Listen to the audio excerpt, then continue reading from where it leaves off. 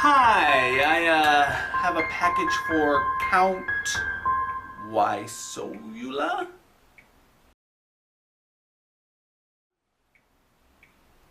Yeah, just sign right here. Oh, hi there. Alrighty then. And here you go, sir. That's me.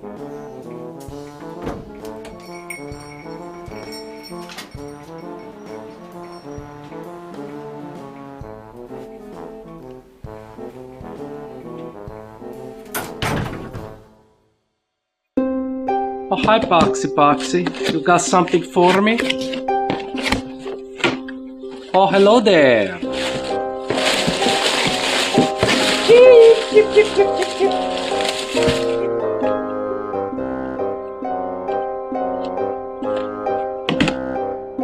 Oh, hello there.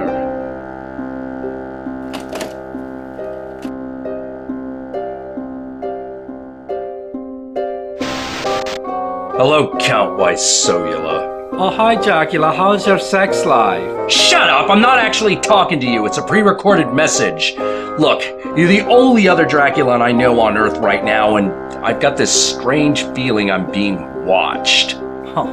Also, there have been some other strange things happening. Like, around Halloween, I was randomly teleported out of the castle, and when I got back, there was a strange pile of dust on the ground outside. Oh, that was me. What, that was you?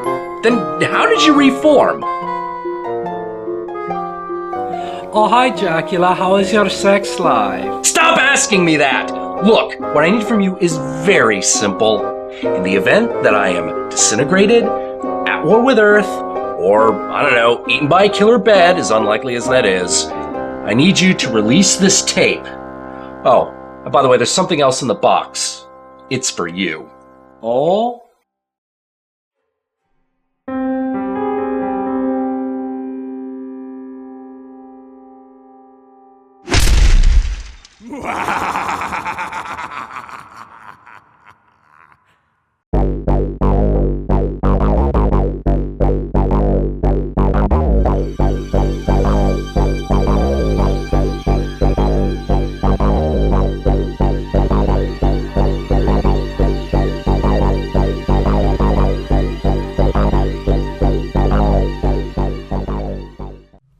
Why do they call it Jennifer's body if she's never naked? Oh! Hi there, cinemaphiliacs. It's your old pal Count Jackula from the planet Dracula, where bad movies pile up on my fucking desk! Jesus! Look at all these things! You know, if you've seen as many bad movies as I have, I've got a question for you. Ever notice how sometimes a movie is so bad that it reaches some critical mass of awfulness and explodes into awesomeness? It's good when this happens accidentally, but when the filmmakers do it intentionally, it's even better. Nah. Better's not the right word. Let's see. What's a better word than better? I've got it! Gooder! But what exactly makes a movie gooder, you might ask? Well, I've got some examples to show you. So get ready. It's time for Count Jackula's Top 10 Gooder Movies. Wait a minute. Look at all these damn things. There's no way I'm going to be able to pick 10 out of this entire pile. We better make it 13. Now, before we move on to the list, we better set some ground rules. Number 1. New Ed Wood films, including Plan 9 from Outer Space, are on this list. Why? 'Cause that's like shooting fish in a barrel. And it's kind of a barrel-sized fish.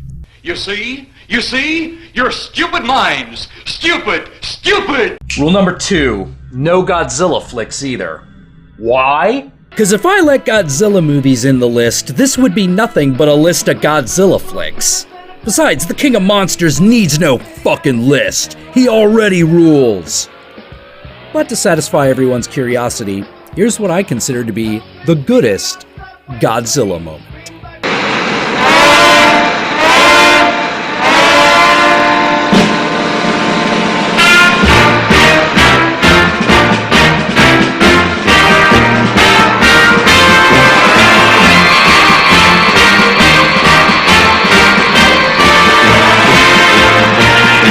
And now, the final rule. Only one film per franchise. And with that, let's get down to it and give these movies the tongue-lapping they deserve. Wait a minute. Number 13. Jack Frost. No, not that Michael Keaton film. We're talking about the real Jack Frost here. You know, the one about a serial killer that becomes a snowman who spouts bad one-liners. Well, it ain't fucking frosty. And proves that Shannon Elizabeth prefers ice cream over American pie. Because, you know, she was in American Pie. Sure, the movie has some serious flaws. Like, major segments are not filmed in winter, and the effects are about as low budget as you can get. But if you weren't on board when you saw this cover, it's your fault for not liking this movie. Unless some jackass video clerk switched this movie for, you know, that other one. Hello and welcome to Blockbuster Home Video. How can I help you today? Oh, you got Jack Frost starring Michael Keaton, eh? Let me just fix that for you. Here you go. So what scene elevates this thing from being above just plain bad and campy? Well, it turns out that Jack Frost has the power to melt and reform. So he does this to get through a door to attack the characters on the other side.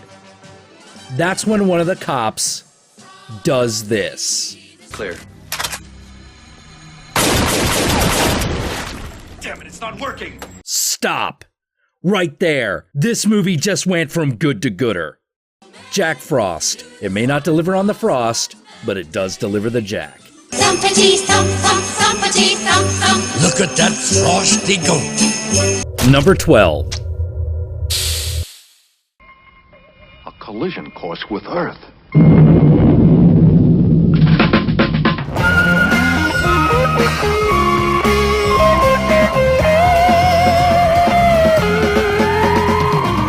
Any list of bad movies needs at least one sci-fi B-movie on the list, and this is mine.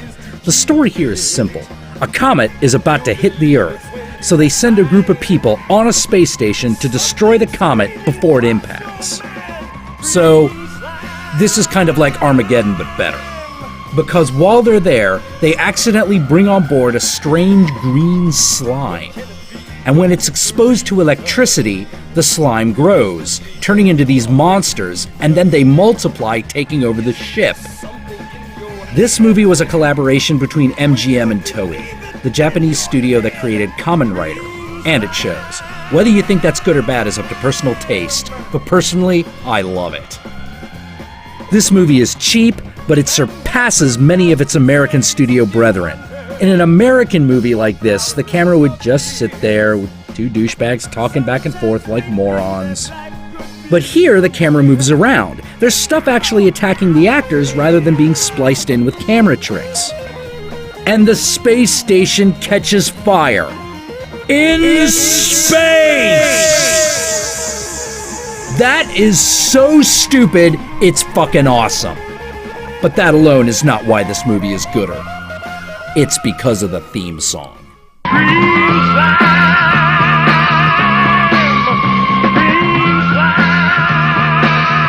If you were the kind to stay up late on Friday night just to watch monster movies, I guarantee at some point you encountered that tune. And it's been stuck in your brain ever since. You probably even forgot the title of the movie it went to. Well, to you I say, you're welcome.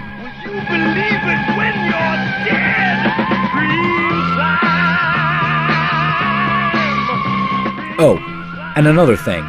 This movie was directed by the same guy who did Battle Royale. No joke. Number 11.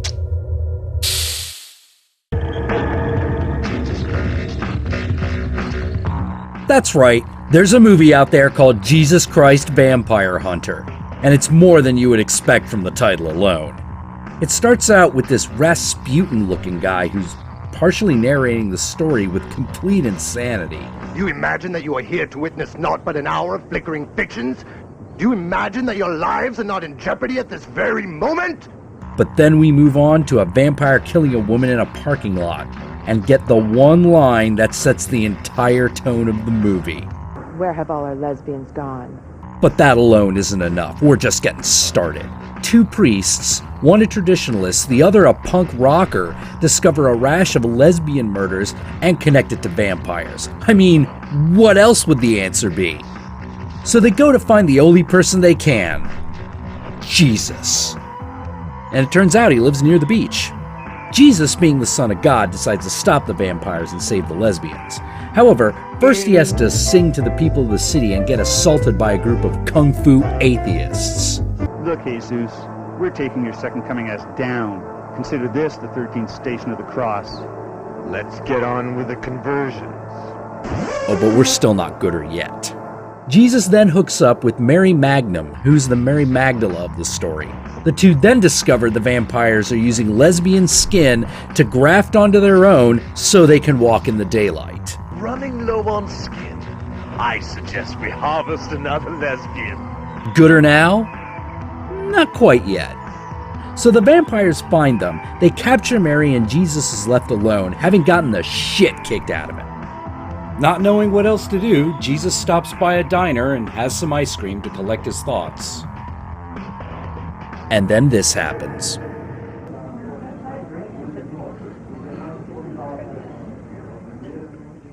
Jesus. Is that you, bowl of cherries? Do bowls of cherries talk? Jesus? I don't know. I've seen a lot of strange things over the years. You need help, Jesus, and I have not forsaken you. Oh, it's you, Dad. So what's your advice? Seek out the saint of the wrestling ring, son. He will stand alongside you. And call your mom. She misses you. Saint of the wrestling ring? No. It can't be. No way. It is. It's Santo.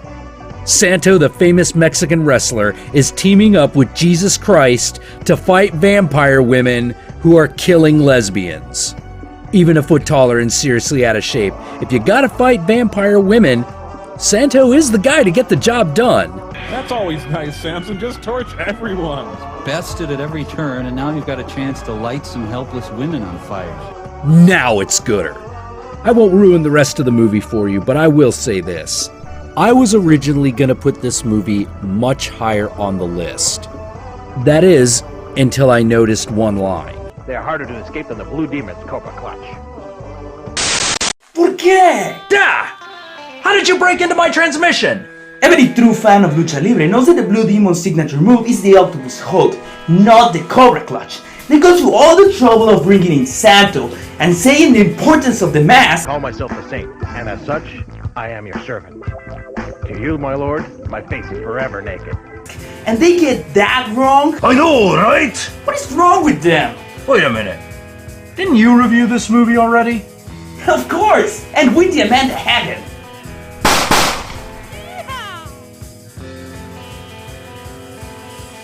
You can go watch it. Well, then how come you didn't point it out? Aren't you Mr. Everything Mexican? Well, there's a very good explanation for that. Look at distraction! You will not escape Blue Demon so easily!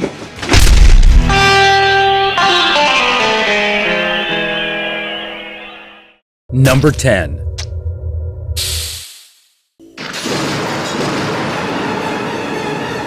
Alright, you fucking retards! Stop your tacos or I'll blow your brains out! Yeah, you knew at least one trauma flick had to make it on this list. This one's the fourth installment in the Toxic Avenger series, and it's the best one. Because unlike the original where he fights something normal like bullies and police corruption, or the second one where he fights daddy issues... Wait, daddy issues? Is he related to Ang Lee's Hulk? Ang Lee! You wouldn't like me when I'm Ang Lee! But who cares about that shit? In this one, our favorite Toxic Crusader is involved in a plot of truly comic book proportions. It involves alternate universes, evil doubles, exploding sidekicks, dick monsters, terrorists in diapers, and of course, a woman's right to choose. Wait, we gotta get you an abortion ASAP! True trauma. Probably my favorite part of the movie is the evil version of Sergeant Kabuki Man, another trauma superhero. Not every man can rock the evil ponytail, but that's not why it's gooder. So what is? Well, how about an in utero fist fight between a good and evil fetus? Yeah, that'll do. So for all of you battling the forces of intolerance, ignorance, and good taste, look to the horizon. One hideously deformed creature of superhuman size and strength will be there. Yes, dear viewers, he'll be there. He is the Toxic Avenger. Oh, and please don't forget to recycle your bottles and cans. Number 9.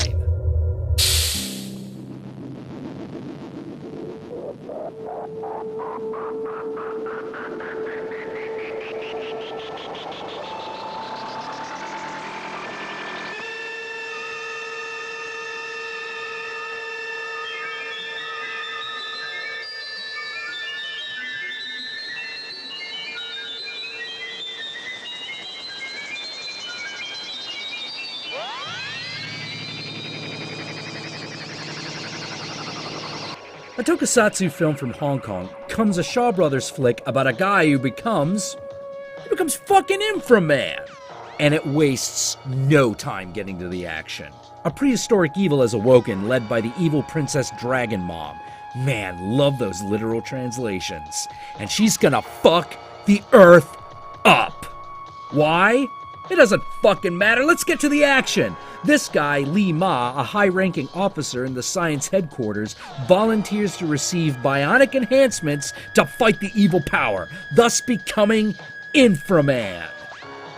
And then the movie goes apeshit. Not wasting any time, the monsters directly attack the hero's base, trying to immediately neutralize the only thing that can stand in their way.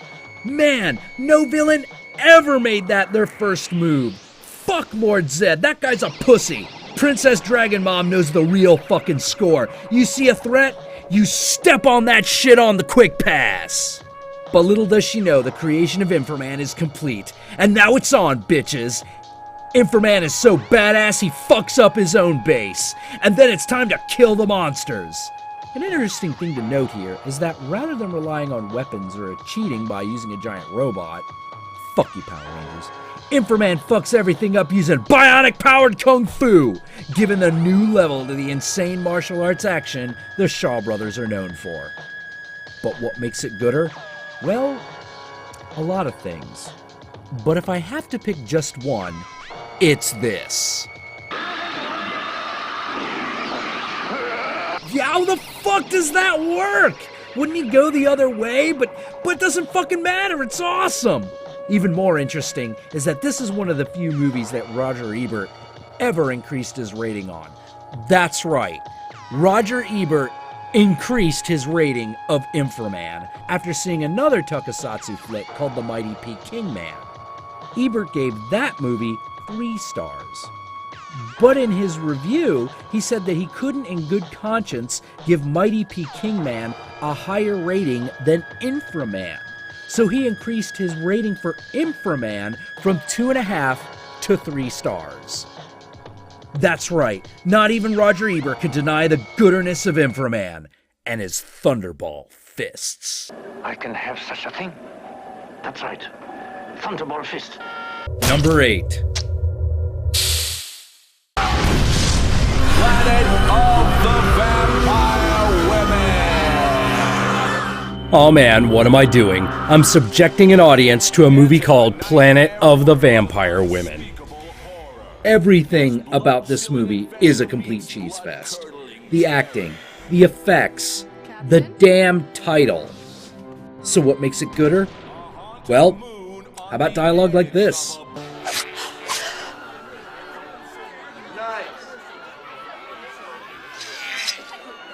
Don't just stand there with your tits hanging out. Get my money into the cash bowl. Yeah, this movie knows exactly what it is. Though, if I had to pick one single goodest thing about it, it would be this actress, Stephanie Hayden. She steals the fucking show! The whole concept behind the character is that she's a sex clone. She's built for one thing and she does it with pride. Look at this hieroglyph. The figures are reptilian with 6 eyes. The ones with the tusks, those are the males. You sure know a lot about alien archaeology for a pleasure clone. There's a lot of downtime between all the fucking and sucking. I read a lot. Fun, but not all that compelling, right? Except the actress over-sexualizes every action, especially when it makes no sense. This makes her easily the most memorable character. In case you hadn't noticed, this movie comes from the boobs and blood school of low-budget horror cinema, and it revels in every minute of it. It proudly proclaims that it's more terrifying than science fiction. What does that even mean? Oh, it doesn't fucking matter. So what about the plot? Are you fucking brain dead? It's called Planet of the Vampire Women. What more do you need? It's got boobs, and vampire women. I can't help but feel like there's really something I ought to address here. What is it? Greetings, Count Jackula. Yeah. Who are you? Hello, everyone. My name is Darren, and I'm the writer and director of the film Planet of the Vampire Women with Fangs. Well, hi, Darren Wood, director and creator of the Sacramento trash film orgy. Thank you for having me on the Count Jackula show, Count Jackula. Alright, since I'm here on the Count Jackula show, I thought I'd take this opportunity to tell you a little bit about Planet of the Vampire Women. Planet of the Vampire Women is our second feature film. The first was called Monster from Bikini Beach, and both were made on very low budgets. They share a sort of a 1950s drive-in monster movie kind of aesthetic with the addition of lots more gore and lots more nudity for the viewing pleasure. Fucking batteries. Planet of the Vampire Woman was super fun to make, and I like to think that comes through in the finished film. Uh-huh. We're currently getting ready to start a new project, which is a cross between H.P. Lovecraft and a 1970s blaxploitation action film. Yeah. So look for us in the future. Thank you, Count Jackula, for having me on the Count Jackula show. Yeah! Okay, yeah. I'm friends with the people who made this movie. One of them even made an appearance in my review of Deathbed, the Bed That Eats. What can I say? I live in California. That's where movies are fucking made. So, I was bound to know somebody who made a movie that I liked. But seeing as how I'm also a film reviewer, I thought it'd be best if I came clean about it. So you wouldn't think I was shilling for a friend. If anything, I probably rank this movie lower on the list than it deserves because of that. Well, fuck it. If Roger Ebert can do it, so can I. I'm moving Planet of the Vampire Women up to number 7. But in that case, what's the real number 8, you may ask? Number 8.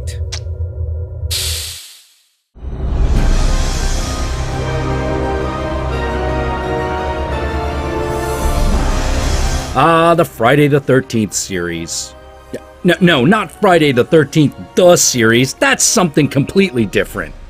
I'm talking about Jason Voorhees here. So let me ask you something. After going to Crystal Lake, Manhattan, and Crystal Lake, where's Jason go next?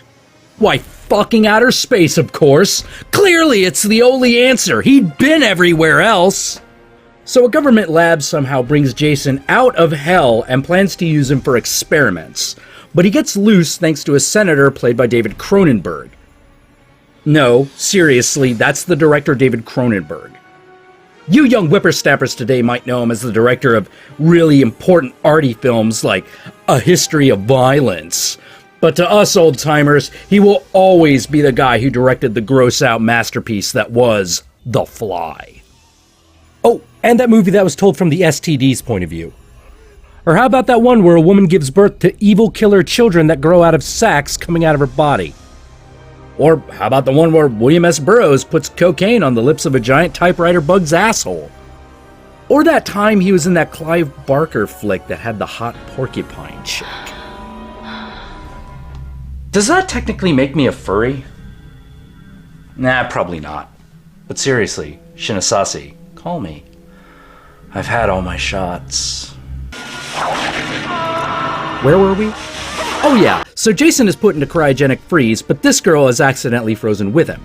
Fast forward a few hundred years in the future, where both of them are found by an archaeological team and brought aboard a spaceship. They revive them both, and then the movie really begins.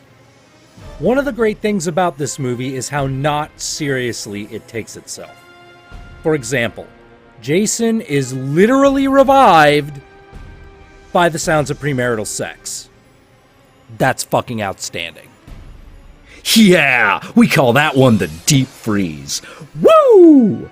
And then he goes about killing everyone else. There's also an asshole who wants to keep Jason alive so he can sell him as a rare artifact, and he has the best line in the movie. You want your machete back? Shit, it's yours. Take it. Just remember who saved it for you. Guys, it's okay. He just wanted his machete back. Let's hear that again. It's okay. He just wanted his machete back. Oh, that never gets old. Now, I don't want to give too much away about this one, and you should really see it for yourself, but I do want to leave you with this. They eventually defeat Jason, but he's revived by nanites and turns into Uber Jason. Seriously, that's how it's credited. A cybernetically enhanced Jason. Truly, this is one of the gooder ones. It's okay. He just wanted his machete back. Number 6. You may have noticed that a lot of the films on this list contain a certain amount of self-awareness, and none more so than this one, Chillerama. This is an anthology-style film with a wrapping story about a bunch of people going to the last showing at a drive-in movie theater that gets invaded by fuck zombies. Yeah, you heard me right. The zombies here don't eat you to death, they fuck you to death, and it's just as disgusting as you would think. And it pretty much tells you what kind of movie it is. The first movie within the movie is Wadzilla. It's about a killer sperm. Yes, it's about a killer sperm. And it goes in deep with its cheesy stop-motion animation. How deep? Well, they figure out that they can catch Wadzilla, but they have to entice him with a large enough female. And the only one big enough is... that's right, the Statue of Liberty. Man, after that one, where else can this movie go? Well, how about a surfing movie style story about a young gay guy who gets bitten on the ass and turns into a werebear? If you don't get the joke here, look it up on Google. Some things I'm just not going to explain. Well, how about now?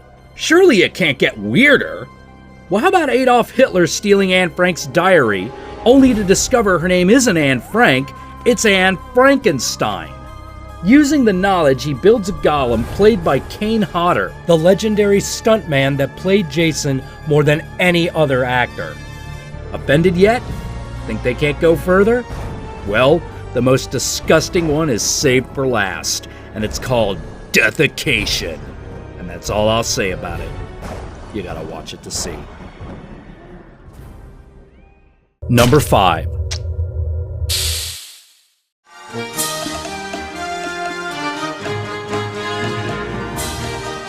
This one's a film by the comedy team of Matt Stone and Trey Parker, the guys that did South Park. In fact, it's their first film together. Made on a shoestring budget, this was Parker and Stone's final project for film school at Boulder University. Now, usually when film students do their final projects, it's a barely understandable artistic disaster. So imagine you're a film instructor. You've just seen 1,000 movies about very personal things. They got no structure, are boring as fuck, and make no sense. But you gotta watch them. So you turn to the next film on the list, and then this comes up. The sky is blue and all the leaves are green. Jeebers! Look into my eye! He'll have a happy face face, happy smile, happy point of view. If you build me a snowman, then I'll build one for you. What the fuck? A Roger and Hammerstein style musical about cannibalism? A fucking plus. Truth be told, it's actually the story about a specific cannibal named Alfred Packard, who's the only person in US history to be convicted of cannibalism. I'm not even sure my words can do this justice. It's Cannibal the musical. Watch it. Oh, and if you get the chance, listen to the commentary track. It's great. I'm Trey Parker, your host. And rather than do a traditional director's track, I decided to get some friends together and we're going to get drunk and watch the movie and do it that way. Number 4. Behold, I am the great mother of harlots and all abominations of the earth.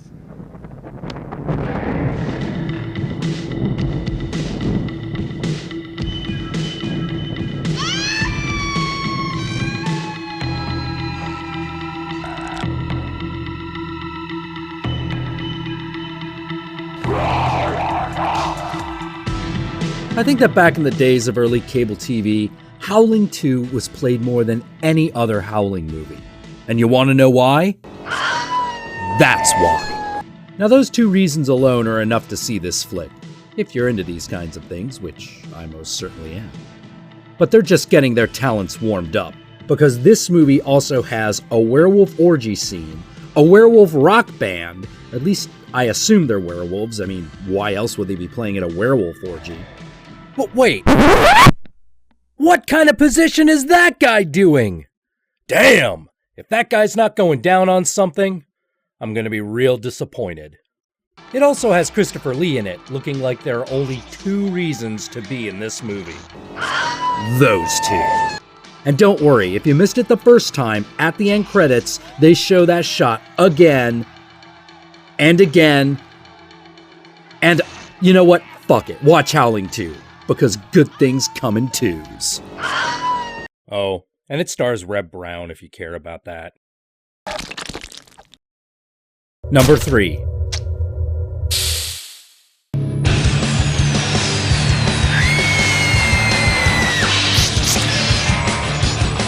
I consider this to be Troma's finest film, and I mean that sincerely. Though, when your major titles include such things as The Toxic Avenger, The Class of Nukem High, and Surf Nazis Must Die, the distinction of best movie can be a little dubious. Simply put, Terra Firma is about Troma trying to make a Troma movie, but everything is exaggerated. Lloyd Kaufman, who's done almost all of the Troma films, plays himself as a blind director who's just trying to get his movie made. But the whole production is a complete fucking mess. It's filled with such clashing personalities that he ends up having a meltdown on set, leading to one of the most awesome director monologues ever. Quiet! Quiet! Quiet! Look, I am the director. Now, I'm not saying that because I'm on an ego trip or for some kind of bullshit artistic vision. I'm telling you this because I've been directing 10-cent movies for 30 years, and I think I know a little bit about what I'm doing. And I also know something about the world because I'm a 52-year-old asshole. It's a horrible world. There's starvation, dismemberment, torture, rape, cornholing. It's horrible out there, but it's worse. It's worse here in the movie set. It's much worse. We have danger and stupidity. I don't want somebody dying on my set. If someone dies here, I'll blow my brains out. It'll be your fault. My career will be over. It'll be your fault. Anyone who's tried to get even a small student film made knows where this guy is coming from. But to make matters even worse, there's a killer on the crew that's picking off the production team one by one. Though in some cases you wonder if it isn't their own stupidity. In the end though, the killer is revealed and every joke set up in the first half of the movie pays off in a single crazy scene as the crew comes together to defeat him. Did I say him? Or did I mean her? And what about that guy? You'll just have to watch to find out. It's an inspirational film told only the way Troma can, about overcoming adversity in order to realize a vision. Now let's make some art! Oh, it feels so good. Number 2. Recently, I've heard a lot of horror films claim that they were paying homage to 80s horror flicks. Ah, fuck you, Jennifer's Body. This is the 80s we're talking about here. How can a movie with no blood and no nudity to fucking speak of possibly lay claim to this? We're never gonna see a movie like that again.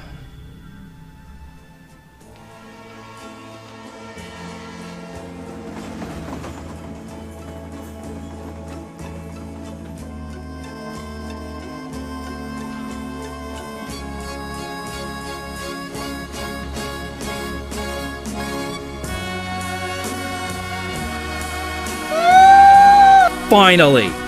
Fucking finally! Hobo with a Shotgun starring Rutger fucking Hauer. No other recent film captures the feel of those movies like this one, and best of all, it actually improves on it by being more fucking insane. Half the movie is spent showing why Rutger Hauer becomes the hobo with a shotgun, and it's an awesome ride. In the beginning, all the hobo wants to do is buy a lawnmower so he can start a lawn mowing business. But unfortunately, he finds himself in Hopetown, redubbed Scumtown, an urban nightmare filled with the dregs of society. To make things even worse, the town is ruled over by a mad crime boss called the Drake, and together with his sadistic sons, they keep everyone under their thumb by publicly torturing and executing anyone they don't like. A young girl gets in the way of the sons trying to kill someone and is almost raped and killed for her trouble. The hobo rescues her, but having gotten in the way of their sadistic games, he becomes a target.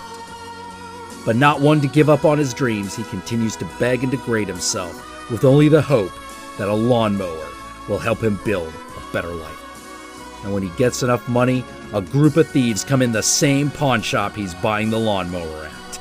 They terrorize the shopkeeper, threaten a mom and her infant, so he looks around for what to do and sees, what else? A shotgun.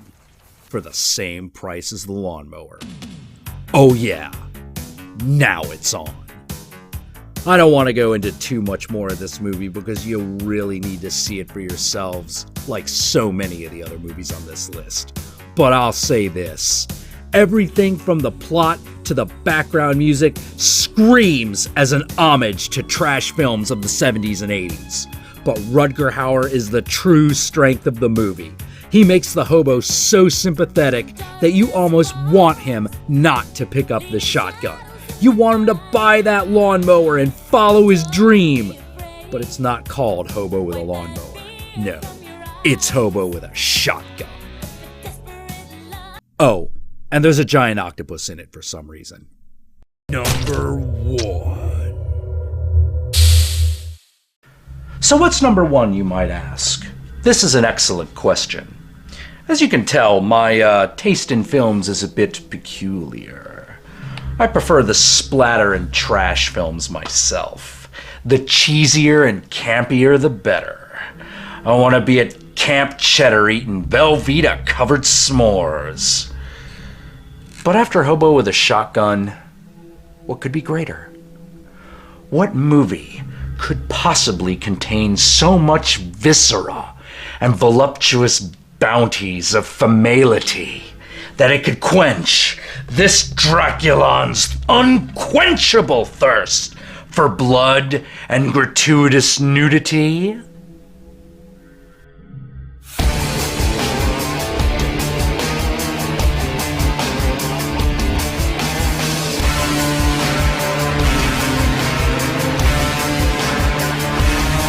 Holy shit! I cannot say enough good things about this movie.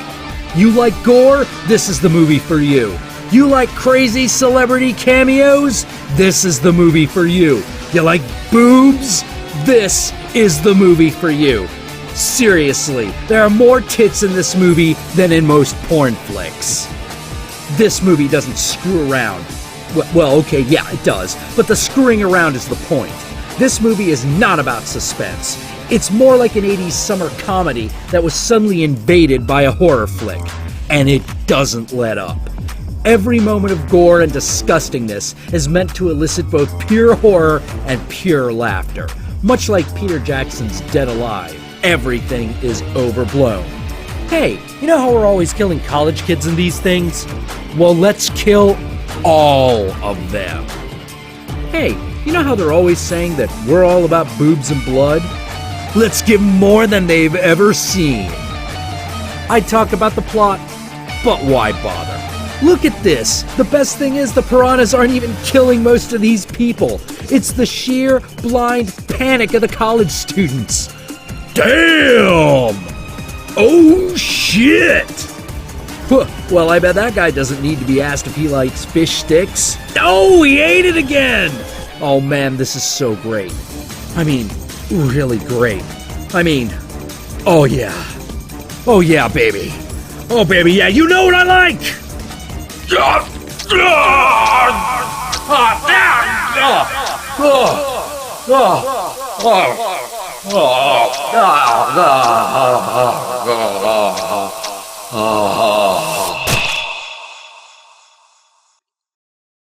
Gorgasm.